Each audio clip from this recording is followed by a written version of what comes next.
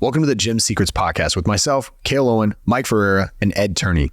This podcast has one simple goal: make gym owners wildly successful. We have each owned or currently own profitable gyms. And over the past 5 years, we have helped over 5,000 gyms become massively profitable through the secrets we will share on this podcast. And if you listen in closely, we guarantee that you will be able to build a wildly profitable gym.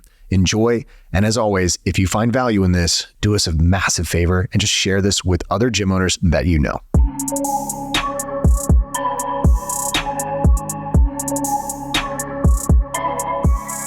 Welcome to the Gym Secrets Podcast. We are back with Ed Turney, Mike Ferreira, and a special guest today. We are here. We got Chad Molyneaux here in the studio, technically virtually, but he's in his own little studio in his room. A little hustle and grind back there. Welcome to the podcast, man.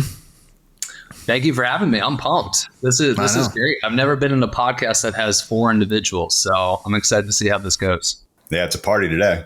I know things might get a little bit crazy. For those of you that don't know Chad, he is the founder, CEO, owner of Next Level Coaching Academy. And what they do, if I was going to break it down into just a quick little 1-sentence blurb, is they help online fit pros go from wherever they're at right now to scaling to 7 figures or more. And so he's been doing this for quite a long time.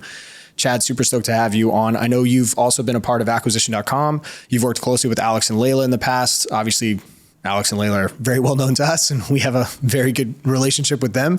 And so it's always fun to talk to other companies that have had the chance to work with them, other founders and CEOs that have had the chance to be close to them and be mentored by them, which is great.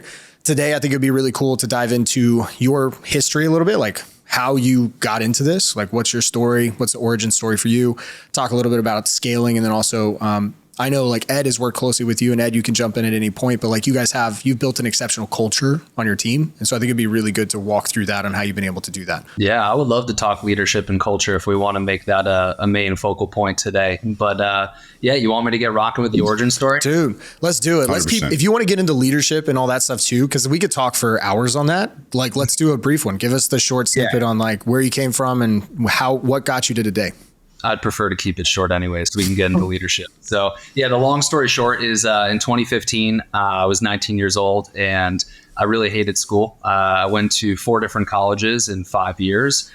Traditional college path wasn't for me. Sophomore year, that's when I started to pursue online fitness coaching in terms of growing my own business. I wanted to drop out. My parents didn't let me though. They said I had to finish, and I wanted to make them proud. So I did actually end up finishing. But really the first couple of years were a big time struggle. I definitely had a little bit of an ego. I wasn't open to receiving help from coaches. I kind of just pounded my chest and said, hey, I'm going to figure this out on my own. But after 3 years of that, it came to the point of like, wow, I still don't have a business. I'm not making money. I'm really just broke as a joke here. My parents weren't willing to help me out in this venture as well, in terms of financing, that is. And I hired my first mentor at that point. That mentor was $6K, which to me at the time was like $600 bajillion. I sold a bunch of crap on Facebook to come up with the money. And I still wasn't open to receiving their help. So after 4 months of that program, I was left in a worse position than when I started. I leveraged some credit. I wasn't able to pay that credit back, so I had some debt collectors coming after me. So I picked up 2 side jobs, one as a waiter and then one as an in-person coach doing fitness as well, and invested into a second mentorship 3 months later. After 4 months of being in that mentorship, that's when I had my first 10K month, expedited my own online fitness coaching business to multiple 6 figures. And at that point, I was like, you know what? I just love the business side more than I like the fitness side. So I started NLCA in 2020. We quickly scaled up to 7 figures. And now at this point, 3 years in, we're at multiple 7 figures and have helped over 2,500 coaches start their own online fitness coaching business as well. Dude, that's great. Huge. I have a couple questions already. Just to unpack that, if you're cool with it. We can cut out the names of anybody too, by the way, if you don't want to name them. But I'm really curious who the mentors were. Who was the first mentor that you signed up with?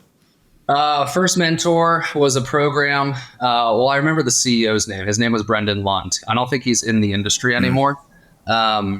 Forget what he called his program, but he was like right in the beginning, one of the bigger business coaches for online fitness coaching, but I don't believe he's in the industry anymore. Okay. Program was good.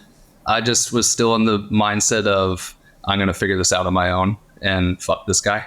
Yeah. Yeah. Isn't that funny? Like you go and sell stuff, you do everything you possibly can, then you jump into the program and then you're like, yeah, no, I'll just do it my own way. Yeah. Yeah. I was a shithead. I was also young. Bro, it doesn't like, that's not just young people. That's old people too. That's fair. That's fair. I'm sure you've had your fair share of people that do the same thing inside your program. Yeah, what was the unlock for you? Like, what changed? Because like I was very uncoachable until much later in my career as well, and like there was a big unlock for me. Like I just had to like see how much worse I was doing than everybody else to like get my ego had to get beaten down. Like, was that similar to you? Or like, what was the moment where you're like, I should probably be more open? Yeah, I mean, after 3.5 years, that's including the previous business coach of just failure. And literally to the point where I would take water bottles from my parents' garage and then drive them in my shitty car at an $800 Jeep Cherokee, could barely keep the gas tank open. But I would take these bottles and deposit them for money. At that point, I was like, all right, I should probably listen to somebody. And that's when the second mentor, who was Sterling Griffin, who actually, he's not in the industry anymore. He's doing real estate now. Him and his program was really the one that actually got me in the right direction. So you were just like you were more coachable. Much more coachable. Yeah, I played a lot of sports growing up. I played 2 years of college lacrosse as well. So I am a coachable individual, but for whatever reason in entrepreneurship in the beginning, I was not. Same for me. Like it took me. I say I wasn't coachable until I was 30. Like literally I'm 37 now. Like it was until I was 30, like literally my 30th birthday, I was like, I need to maybe think about this differently. And it was really like, I went to the big gym launch summit. I met Cale, met all these guys that made just tons and tons of money. And I was like, I need to start shutting up and listening. But it wasn't until it was like overwhelmingly obvious that I was an idiot before I finally actually like took action. That's just the New York in you. And I grew up in Connecticut, so maybe it's just the Northeast. Yeah. Yeah. A little bit of a Northeast thing. I feel like it's like that. Everyone's got a little bit of a different threshold for pain, right? Like clearly you were in so much pain driving those water bottles and like that was enough, but it took forever. I mean, how many years did it take for you to actually, say, wow, maybe it's me?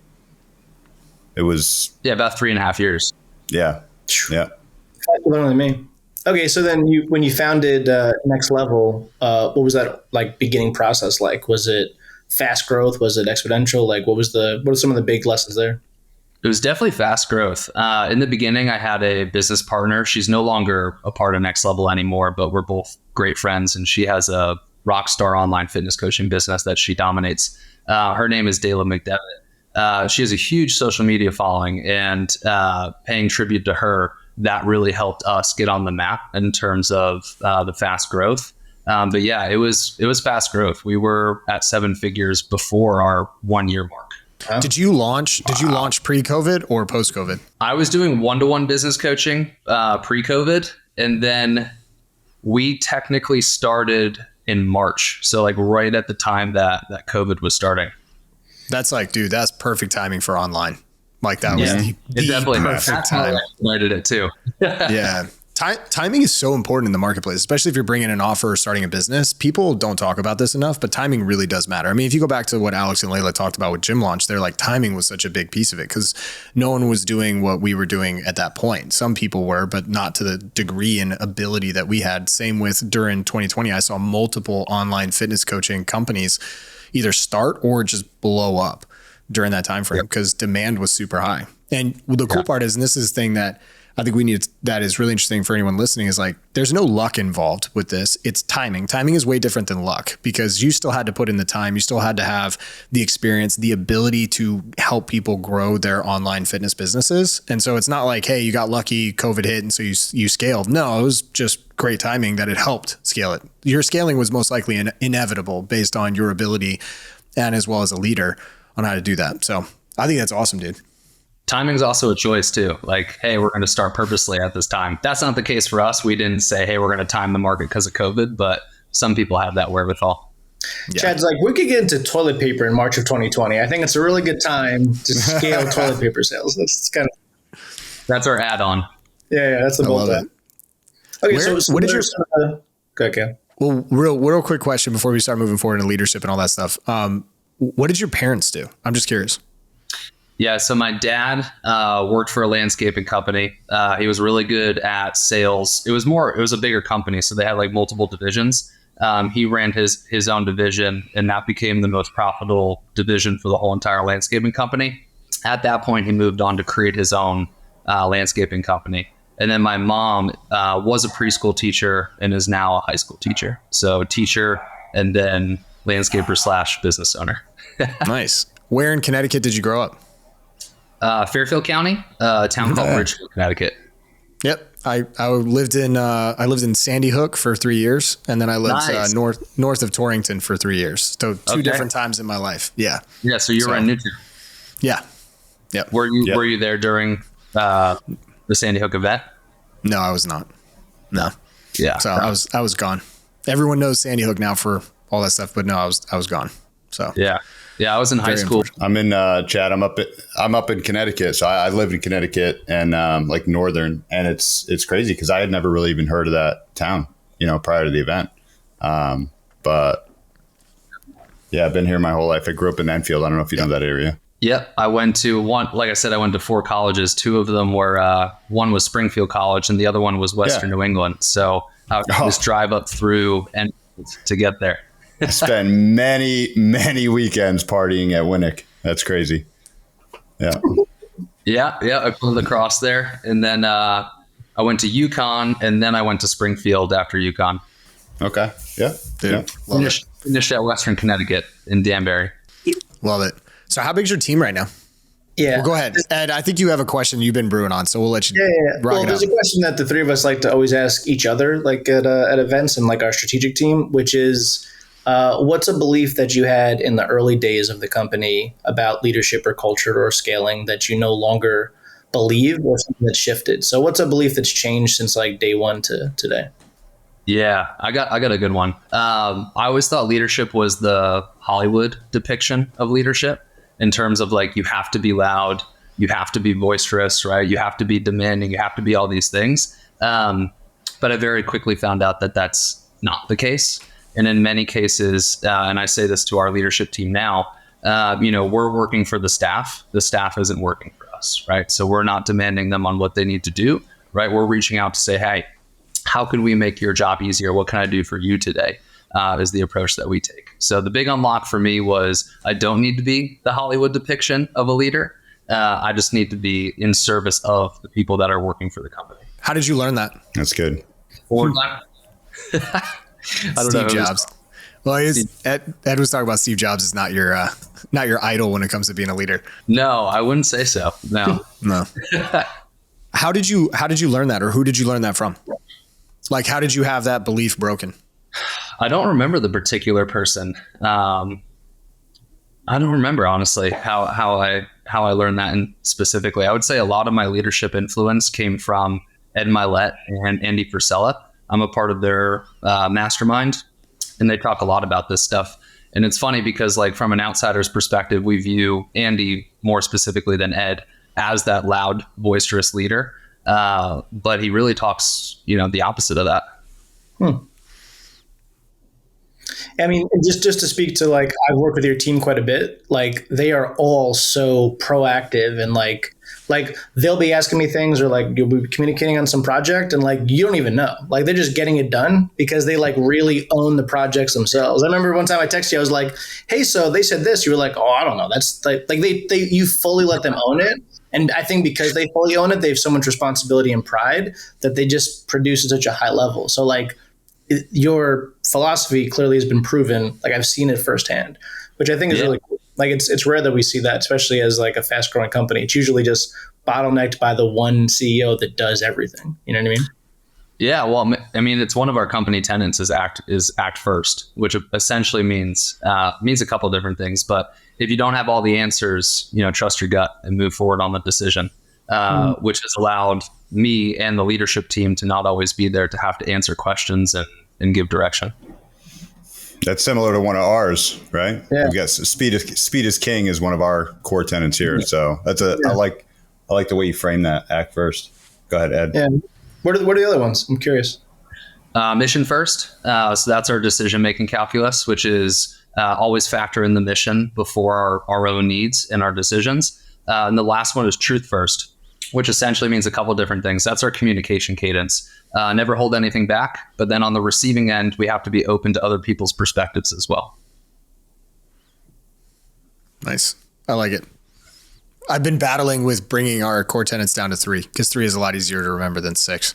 I got that from your friend Alex. And actually, Alex, in an in-person meeting, created the act first, truth first, mission first, like all 3 of them having the first at the end of it. Yeah. We had a talk after when I became CEO, and he was like going through it and building out the core values of acquisition.com. And he's like, I think you should just bring them down to 3. And at the time I was like, I got bigger fish to fry, but I think we'll be, I was like, that's a great idea, but I was like, I'm going to have to sideline this for a little bit, but it might be worth revisiting at some point. 100%. Yeah. Just to bring it down. Definitely help. Yeah. How big is your team? We're at 35. 35. Okay. And how do you organize your leadership team? So there's me, there's a COO, her name is Paige. Then we have somebody who's in charge of our coaching department and product.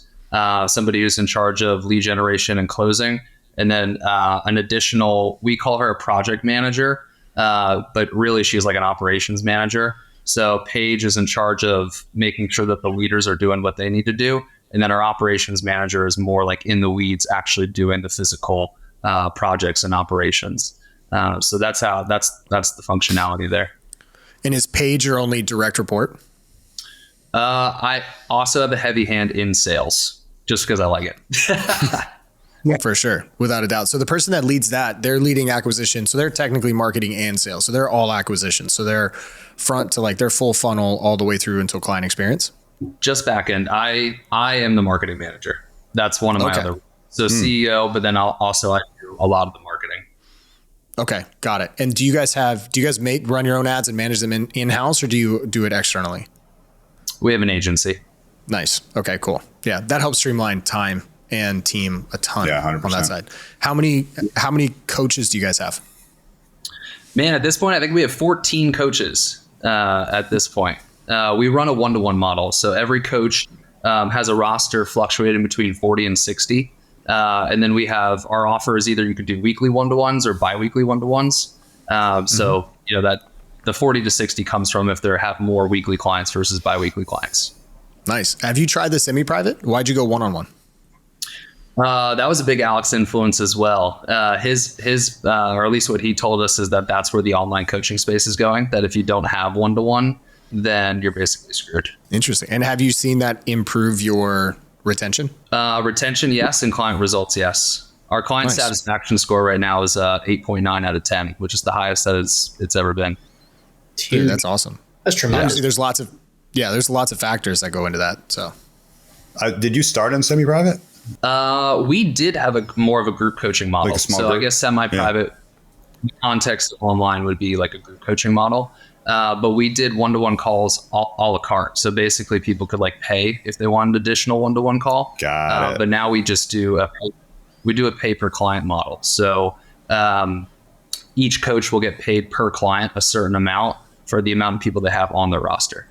Got it. So do you create like a demand for it prior to offering it? Because like it was there, right? As like an upsell or an additional service. Did you just felt the demand for it, or did you just move to it and you knew it would be a better product in the end? Yeah. So originally we actually switched to biweekly 1-to-1 from the group. And then our biggest piece of feedback that we got in our reports was that we want weekly. We were back and forth on that because our original hypothesis was that if we do weekly, this is just going to become a therapy session basically. But we ended up switching to weekly, and it's been nothing but great. That's great. How long are the sessions? 30 minutes. Nice. Can we go back real quick? I want to go back to one of your core tenets of act first, and you talking about giving freedom to your team to be able to make decisions and stuff. How do you balance that with oversight and ensuring that they are armed with the right decision-making framework so that they can make the best decision based on the data that they have in front of them? How do you instruct them? How do you onboard them? How do you teach them? How do you give them that autonomy while also maintaining some oversight so that you don't have a bunch of people just running crazy, making decisions on their own? Yeah. So a couple different ways. Number one, when we're training people who are going to be making these decisions, in the beginning, we will be there and we will be directing and we will be coaching, giving feedback. And it's not until they have proven, whether it's through KPIs or just, consistently doing great work, that we'll start to pull back and we'll have them report at certain points. And then once they crush the checkpoints and reporting at certain checkpoints, that's when we'll say, all right, here's the project. Here's what you need to do. We'll see you when it's done. And then we'll give feedback at that point. So we do run people through that, 3-step process in terms of training them on decision making. But for the leadership team specifically, because we're remote and, we don't ever really see each other in person unless we're doing a in-person event. We do have a weekly leadership meeting where basically we have a board that has every single leader's task for the week. And then inside of the board, there's bubbles. And then we break down the what, how, and why. So here's what you need to do. Here's why it's important. And here's how to do it step by step. And then if they have questions, they could just ask on the meeting. How long is that meeting? That meeting is 45 minutes. So that's a 45-minute meeting. But we also do beginning of the days and end of the days. So the person who is directing the leader, they will send a beginning of the day message and say, hey, here's what you need to get done. The person will confirm, all right, sounds good. And then that person has to report back at the end of the day on what got done and any additional questions and things of that nature. Nice. In your experience, that's great, by the way. In your experience, how long does it take for the average person? So you get rock stars that come in and they just smash it, dude. The A players, they come in, they pick it up real quick and they do it.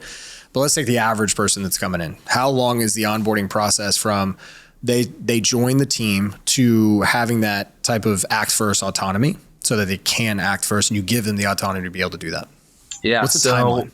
Most onboardings are 90 days, unless sales, we try to expedite it. If they can't figure it out in 45 days, they're probably not going to figure it out. But one thing that we'll do, and this is a cool tidbit for the people listening, is we'll build in 3 projects into their 90-day onboarding. Each of the 3 is one of the tenets. So there's an act first project, a mission first project, and a truth first project. So they're using these values right in their 90-day onboarding. And then obviously if they crush that at the 90 days, they'll get their full pay. And then we'll move forward with the rest of the role.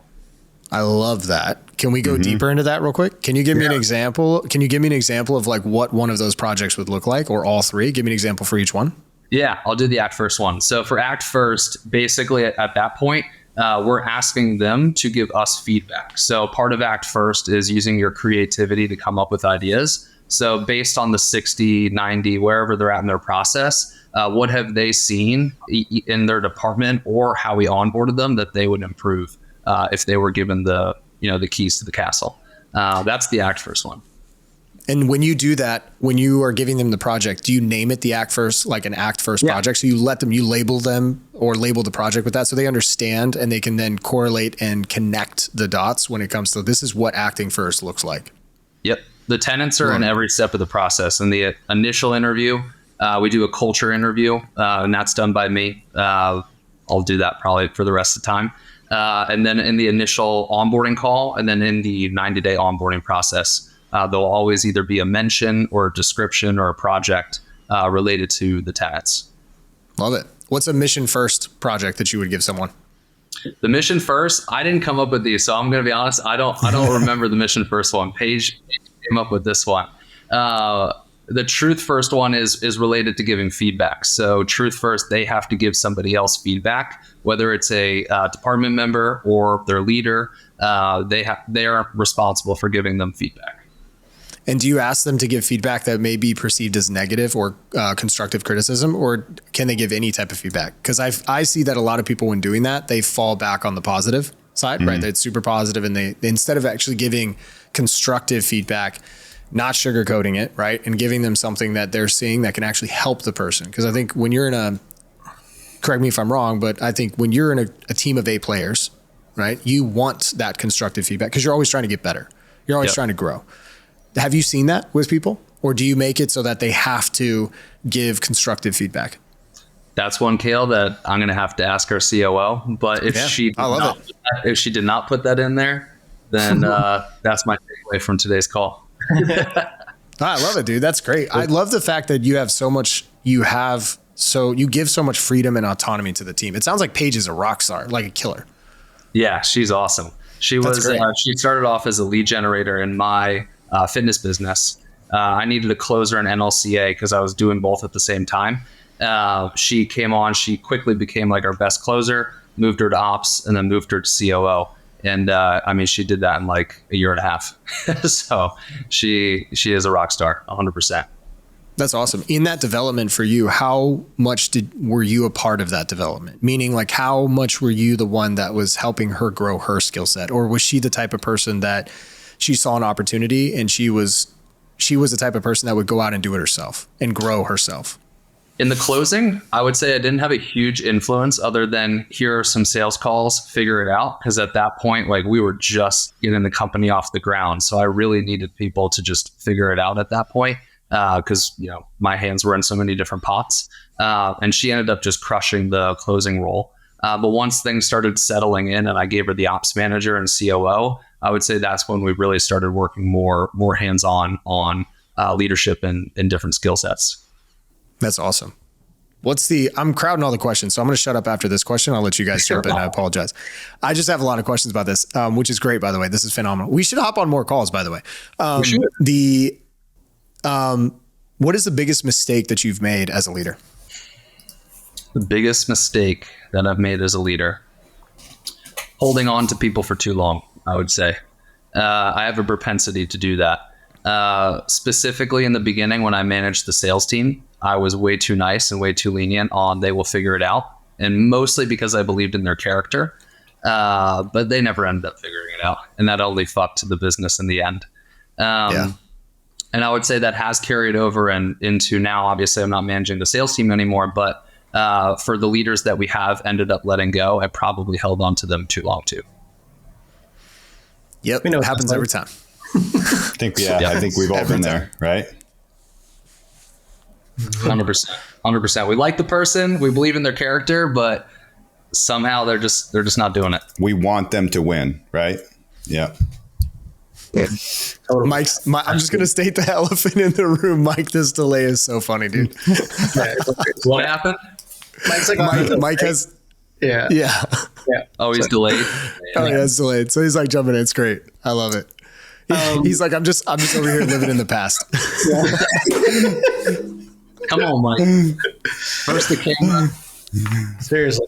But on product, Chad, so to get that kind of like score from clients, I think is tremendous. So like, what's the process or like the how you guys think about product like innovation? So like, is it roundtables with the clients? Is it constant surveys? Is it like the team trying to look around the corner to like see what problems are like coming up ahead for the, you know, next level for the clients? Like, how do you guys approach like innovation on the product itself? Because it sounds like you're constantly making it a better product. Yeah. One, it's a big focus. One of the books that I read this year that had a huge influence on that was, forgetting the exact title, but it was about Jeff Bezos and one of his autobiographies. And it was like 200 pages. And the one thing I took from it is that the only thing he gives a shit about is the product and making it better and making it faster. Mm-hmm. So yeah, one, we have a heavy focus on it. But two, I mean, we don't do anything crazy. We just listen to what the clients say and then try to do it better. One thing that I did actually get from Alex that we started implementing earlier this year was quick wins and finding ways to get them quick wins. So our only focus now for our front end program, which is getting students to 10K a month, is how can we get their first 5 clients in 30 days and making that a huge focal point. And I would recommend that for anybody who has an online service or service business is how can you get them that initial win? Because that's the sale after the sale, right? They get in the program and they have to then be sold again that the program was worth their while. Mm-hmm. What is the time to first close for clients? Like the very first one, is it like a week? Is it 5 days? Time to close our clients getting their first client or us selling clients? Yeah. Your clients getting their first win. Oh, 1 week. Yeah. 1 week. 70% of them get them in week 1. Amazing. And we talk about this all the time. Most companies don't even track like time to value. They don't even like have a metric around that aspect of the business. They have all the sales stuff and all the churn things and all that, but like the actual time to value, people like no idea. So it makes sense that you're just getting really fast with that. Talk another about influence. Yeah, he's got a couple good ones. Talk about the avatar a little bit. So like, are most your clients people that are starting out from zero, or are you taking people also from like they're already doing well and scaling? Like, what's the majority of people that start with you? Predominantly just starting.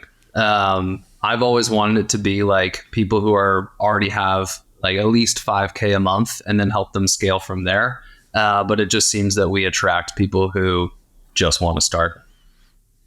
I mean, it's hard. It's hard to get to, sorry, real quick. It's hard to get to 5K a month. So that makes sense. So you're training your best clients. Yeah. So, 100%. Yeah. So the avatar is just someone that's already like a in-person trainer, or just someone that's like into fitness already? Like how new are we talking? Like how green are we talking these people? Because to me, that's even more impressive that you're taking super green people and then getting them to this level. To be honest, I would say it's 50-50. I would say it's 50% people who literally just have an interest and they just work out and they want to get started. And that's why we created, this is a side tangent, but we created a certification for online fitness coaches so we can help these individuals, because their biggest objection is I don't know how to coach. So we can help these individuals fast track that and get certified and then join the actual business side. And then the other 50% are people who are personal trainers or health coaches, nutrition coaches, the whole 9 yards. Gotcha. So they don't have the ego coming in. They're starting to basically start to like teach me how to coach and now teach me to sell. That's interesting. Yeah. We're saving gyms that are already like established, but not doing well. It's like a very different starting point. You know what I mean? Yeah. You guys are like the gym rescue, basically, right? Kind of. Yeah. Although the very small amount of people that have started from zero have crushed it. They're just very few and far between. Yeah. You need a TV show. That would be cool. Like a reality TV show on gym rescue. It might happen. It's a goal. It won't be a TV show, but it will definitely might be coming to YouTube near you very soon. So nice. Hell yeah. Is Ed the starring role? Of course. Of course. Ed goes in and slaps people around and then that's it. And then I just come in and tell them to fuck their feelings. And then they just go. That's your only line on the whole thing. That's it. I just walk in. I look at the data. They're like, I don't want to do this. Fuck your feelings. And then they just, end cutscene. That's great. And then Mike's always delayed. Yeah. Mike shows up after we finished everything and he shows up. He's like, what happened? What did I miss? I love it. Next time we got to do this on Zoom, apparently. Let's see. I know Mike, I love how Mike you're typing. Mike, we'll wait a second after this and then you can just say the question. I'll raise my hand until you guys call on me. No, I was just curious. So like some programs, like you've got to be all in 100% like to even make it work. Right. And even then a lot of people don't have a good enough product right in the marketplace to actually really get the average client great results. It sounds like you guys have an incredible delivery because from what I'm hearing, at least like some of your clients, I'm not sure what percentage, they're really not established. They have some kind of other job or, something going on, but they really want to make this move and you're able to make an impact and really help them build a business while they have split attention in the beginning. Is that right? That's correct. Yeah. A lot of them are either stay-at-home parents or they have 9-to-5 jobs. So majority of our students do have other obligations. Yep. Yeah, that's awesome. That's great. But we weren't always this product focused. I would say that's another mistake probably in year one going into year two, probably the first 6 months of year two is I'm a sales guy. I'm a marketing guy. I was like only focused on the phones and closing as many deals as we possibly can. And I would say our product was pretty half-assed in the beginning. It's usually the first phase of entrepreneurship, right? Fair enough. Speaking of that, like with your clients, we talked about the biggest mistake you make. What are some of the biggest mistakes that you see clients trying to start out? What's the biggest mistake they make? Focusing on too much shit at once, especially when they have the 9-to-5 job or they have kids or other obligations, is they think they need to be doing the workload of somebody who's already making $10,000 a month and not the person who is trying to at least just get full time. And if they could just simplify the things that they need to focus on to what's the bare minimum effective dose sales activity, let's get at least just one piece of content out there. And then if you do have clients, just doing the check-ins and focusing on sales, marketing, client delivery, and just check those boxes every day, they'll be full-time a lot faster than doing the opposite. Where do you see them spending their other time? So like they should be focused on those, which in and of itself can take a decent amount of time. That can take an hour to 3 hours a day, depending on the volume and what you're trying to do, which with a 9 to 5, and if you got kids and all this stuff, like you're working early morning or you're working in the afternoon or evenings. What do you see a lot of them making the mistake of doing? What are they focusing on? Yeah. So it's minimizing the activities in each of those three. But I would say the two that I see students gravitate towards in terms of taking up all their bandwidth is too much time on marketing in the beginning in terms of social media content, because they like being on Canva and making it look pretty and aesthetically pleasing. And then the other one I would say is continuing to stack knowledge on the fitness side and nutrition side, which is great. Obviously, you should be knowledgeable for your clients, but there comes a point where that's, a diminishing return on your business growth. Yeah. So they have this feeling of imposter syndrome, where they feel like they need to keep growing and they need to keep learning, when in fact it doesn't. Like, it matters, but not to the point that everyone believes that it matters. Because really, their job as a coach is to break beliefs with their clients and get them to take action, regardless of what that is. Because for the average person, right, if we just get them walking and drinking more water and making better food choices, they're going to start losing weight or get closer to their goal, obviously, depending on the goal. So yeah, and the thing that they're either it's that they're the most afraid to do, or they have some sort of resistance towards, is always sales. Right? People are always scared to get on the phone, Zoom or whatever, and learn the skill of objection handling and selling. Yeah. What are the key attributes that you see of the people that crush it? I would say there's a few. One, if they do have an established social media already, it's almost like this is going to be super easy. We're going to dominate this very quickly.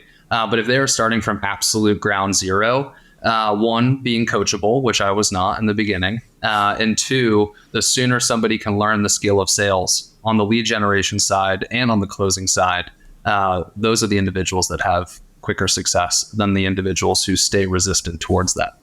What do you say? These are great, by the way. I'm just like, as you talk, I'm getting more questions. I just slacked the guys and I was like, I was literally like, I was slacking the guys. I was like, I don't really have any more questions, but now I've got like a whole bunch more questions. I'd actually like to hear from you, being the person that wasn't coachable and had that breakthrough. You're faced with clients right now in your program that also have that same issue where they're not coachable. How do you shift the frame? How do you break their beliefs around that? And how do you get them to become more coachable and see the results that that you can get them? But it takes first them taking a step back and becoming coachable. So what do you say to clients like that?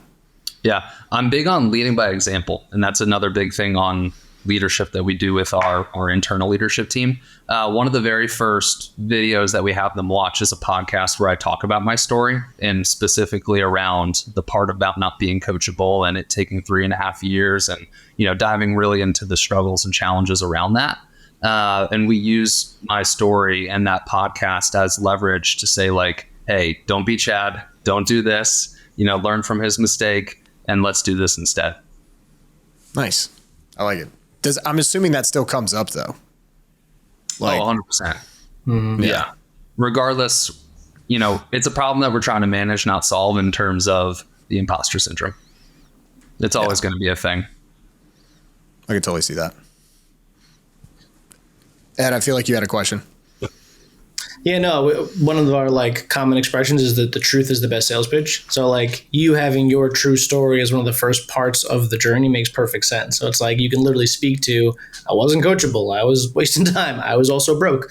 All those things were connected. And then the easiest way to break beliefs is obviously storytelling. I was curious about I've been with this team for 3 years now. I think I've learned the most about human behavior and psychology, when it comes to the fulfillment of the thing that we offer. Because we all know, it's we know the blueprint for our specific niche. It's if you just do these things, we'll get it done. Have there been any particular objection overcomes once they're already a client, or specific stories? Maybe that's the one about you that break through to the next level. Because it's if the information's all they needed, everybody would be a millionaire, right? But it's the implementation of the information. What have you learned just about human behavior, psychology, that you think would be valuable for everybody that's going to listen? So this is both with our clients and with our staff. But the biggest thing that we've leaned into over the past couple of years is just positive reinforcement, recognition. We have a lot of different recognition awards, and that's more specifically for staff than student. Over the past 6 months, we've created a lot of recognition awards for students around hitting certain milestones, or just in general, if they are behaving a certain way or following a certain characteristic. It's actually really funny. This is more over the past 3 months, but now we've started to make our tenants common language with our clients, and then we'll recognize our clients for embodying those tenants as well. So one thing we do really well is reinforcing positive behavior and recognizing people publicly for it. I love it. Do you guys have like a term for your students? Is there like an internal slang term for them? No, you could help me create one though. Okay. I mean, Mike's the guy with that, but he's on delay. Because we call it, gym lords is like the name of the client. That's one of Alex's first inventions, but it sounds like you're building that kind of cult following as it is. Trying to. Now you're making me write down a note because I got to figure that out. I'm glad. Yeah, I got a lot of takeaways from this call. I'm like, this reinforces a lot of things we've been talking about. Yeah, this is great. It helps a ton though, because when you think about shifting their identity to being the person, so like it's be, do, have rather than have, do, be, right? And then it's like most people think in that frame of mind where once I have this, right, then I will do this and I will be this, right? Rather than we should start with be. I need to be the person, right? And then I will do the thing and then I will have the thing first, right? And so shifting that new identity for us, we tell them, gym lords do this. Gym lords act this way. In this situation, gym lords do this. Gym lords show up for their clients. Gym lords come to all the coaching calls, right? Gym lords grow or die. Gym lords act with speed, right? Gym lords don't sugarcoat it. Gym lords are service first leaders, right? And so like that helps a ton. And so they start to identify as that gym lord. I like that a lot. And then in your coaching interactions, you can even ask them like, what would a gym lord do? And then now they're forced to think about what a gym lord would do. That's Correct. Cool. Yeah. Correct. Because in the past it was like, what would Alex do? But it's like, no, now it's like, what would a gym lord do? Well, it's still what would Alex do, probably. Yeah. Just in some way. It is. It is funny because Mike and I, we talked about this a while, but yeah, we do it internally with our families because I have 2 kids, and it's like, what would an Owen do? Right? As Owens, we do this. We are this way, right? We always tell the truth. We always give it 100% no matter what it is, whether we want to do it or not. If we committed to it, we're going to give it 100%. Right? And it's like, are you acting like an Owen? And so it starts to really just change and shift that identity of who they are. Because it's also, or go ahead. I know you're big on family. I watch a lot of your reels. Do you bring that into your family as well? Yeah, 100%. That's what we do. So I tell my kids, right? So I tell my kids, I'm like, you're an Owen. And as an Owen, we do this. Owens show up this way. Owens do this, right? And so like you are an Owen and your identity is within this as an Owen. And so as an Owen, we always tell the truth, no matter what the cost, right? Doesn't matter. We don't hide it. We always tell the truth. As an Owen, we always give it 100%. Like I mentioned before, we give 100%. If we made the commitment, number one, we'll follow through with it and we'll give it everything we have. We won't half-ass it, basically. And then that's really the 2 basic ones for them is just tell the truth and give 100%. Because if we can do that, then I know that they'll have the freedom to go out and do a whole bunch of different things. Your kids play sports? Yeah. Nice. What sports? My son loves a bunch of different stuff, but he's really in love with baseball, which is close to my heart as a former baseball player. So he loves baseball. He's only 5. He's playing machine pitch. So it's early stages, but he loves all of them. He wants to play flag football for the first time this winter. He plays basketball, plays soccer. Right now he's playing soccer and baseball. My daughter does soccer, gymnastics, about to get her into CrossFit Kids. So I need to get him into some martial arts soon, some jiu-jitsu. That'll be the next step, but that's awesome. Yeah, that's awesome, man. I'm excited for that stage in my life. I'm not quite there. I just got married in July, actually, so a couple months ago. But nice, kids are in the plans for the next, I would say, 2 to 4 years. Congrats, man. Well, I would say a whole bunch of stuff to try to prepare you, but you're never prepared, so it wouldn't matter. So yeah, I'll probably need help on how to run a business your size and still have kids. That's probably what I'll need. Have a phenomenal COO, which it sounds like you do. So there you go. I would say a CEO is only as good as their COO. So that makes it happen. I like it. What's next for next level? Yeah, we got some things on the horizon. I'll say it.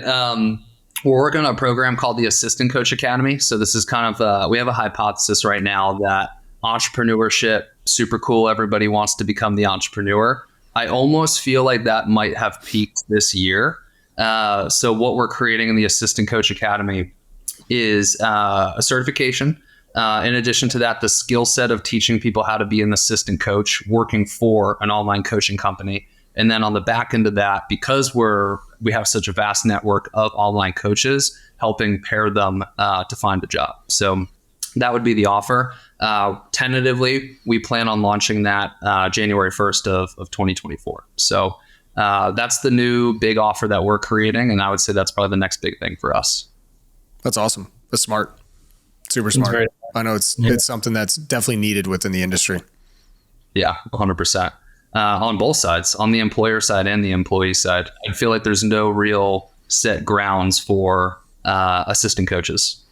Mm-hmm. No. Especially if there's going to be a big economic downturn, which we're all expecting, there'll be less risk takers, more people that actually want a secure job, but in the space that they, are attracted to and have experience in. That makes a ton of sense. 100%. I feel like that downturn might already be here, or at least seeing the beginnings of it. Yeah. Yeah. Yeah. I mean, consumer debt is ridiculous right now. And the fact that interest rates are at 8% and not looking to come down for a little bit is obviously putting a damper on a whole bunch of stuff. So yeah, not a good sign. But dude, it's nuts. It's nuts. I was looking at numbers on a $300,000 house, 20% down with a credit score of 700 to like 720. They're paying roughly what it would have cost them to buy base. They would need to have, forget the payment. In order to get approved for that loan, they would need to be making take home over $10,000 per month in income, household income. For a $300,000 house, you're saying? Yes. Wow. With a 700 credit score, 700 to like 720 credit score. Damn. That's crazy. That's crazy. I'll stick with renting for a little bit. Yeah. Dude, I'm a huge fan of renting. I own 2 houses, but I'm a huge fan of renting. Huge fan. If I didn't find great deals, I would never own a house in my life, ever. Mm-hmm. I would rent until the day I die. Yeah. So, what city are you in, Cale? I'm in St. Augustine, Florida. Oh, nice. Okay, cool. Yeah. So you still have warm weather as well. I'm in Austin, Texas, where it's like still 100 degrees. Yeah. Oh yeah. Yeah. I just love the ocean. So I can't go too far from it. Yeah. I get that. So Chad, real fast, if we only really work with brick and mortar guys. So if people are online and want to find you, where do you send them? Where's the place? So yeah, we're posting a ton of content right now. I have a lovely individual. Her name is Sabrina, who's helping me out. I would say we post our best content on my podcast, which is the Fit CEO podcast by Chad Molyneaux. And then Instagram, I would say, is another place that we're posting a ton, which is just _Fit CEO for Instagram. Perfect. Cool. Good place to end. I love it. Awesome. Thank you guys. I appreciate it. Yeah, dude. And if anyone is that's an online fit pro or you're looking to grow your business, check out Chad. Make sure you guys check out the Fit CEO podcast. They puts out a ton of amazing content as well. So I've heard nothing but incredible things about your program. So appreciate you taking the time in and coming on. Thank you guys. This has been great. I really like how you guys do this, more conversational and just hang out. It was a ton of fun. Yeah.